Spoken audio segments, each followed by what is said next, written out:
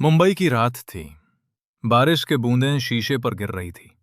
शहर में अपनी रोशनियों में एक अजीब सा सुकून पाया हुआ था। और उसी रोशनियों के बीच एक पुरानी हेरिटेज बिल्डिंग के अंदर चल रही थी एक auction, antiques of the lost era. लोग महंगा सूट्स पहने हुए, हाथ में कॉफी कप्स लिए अपनी अपनी बोली लगाने को तैयार थे।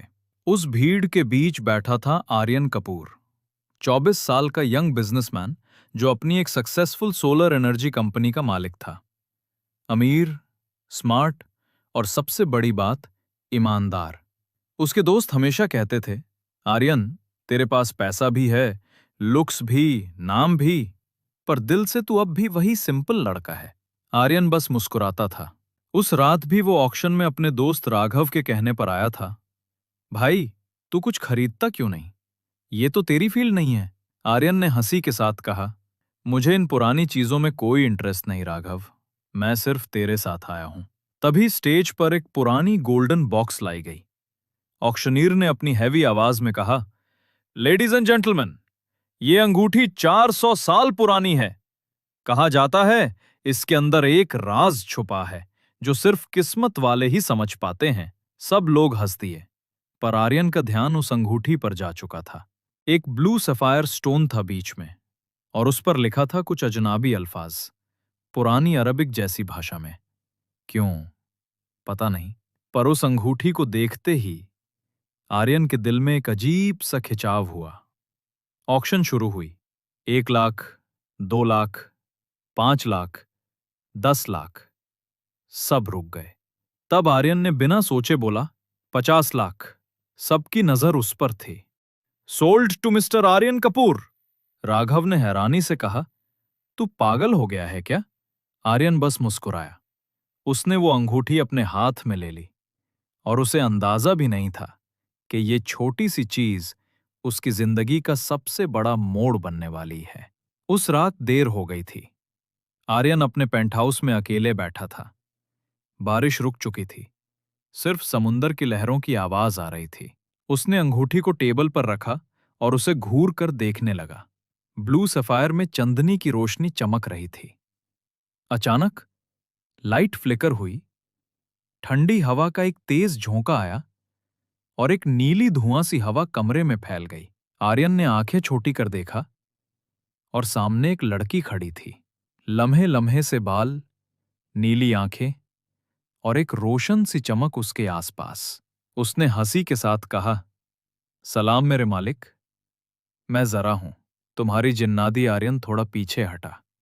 ये क्या मजाक है? तुम कौन हो? जरा मुस्कुराई। मैं कोई मजाक नहीं हूं। तुमने इस अंगूठी को जगाया है और अब तुम मेरे मालिक हो। आर्यन ने थोड़ा संभलते हुए कहा, तुम कहना क्या चाहती हो?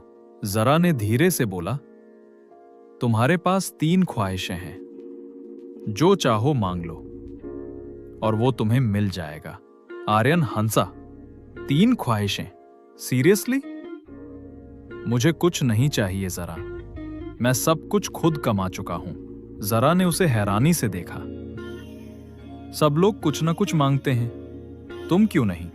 आर्यन ने कहा, क्योंकि मांगने से नहीं, मेहनत से मिलता है सुकून। जरा ने मुस्कुरा कर कहा, तुम अलग हो आर्यन कपूर, और वो नीले धुएं में गायब हो गई। अगले कुछ दिन आर्यन अपनी जिंदगी में बिजी रहा, पर कभी कभी वो जरा को याद करता।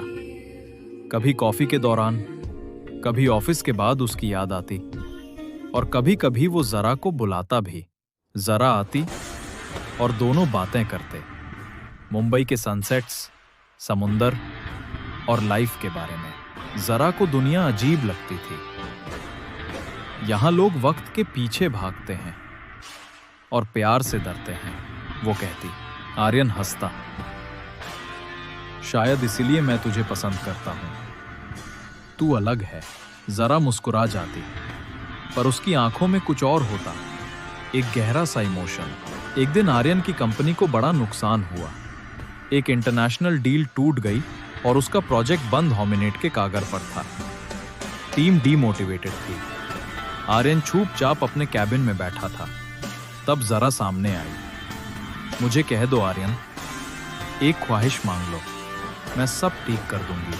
आर्यन ने गुस्से में कहा, मैंने कहा था ना, मुझे मदद नहीं चाहिए। जरा चुप रही।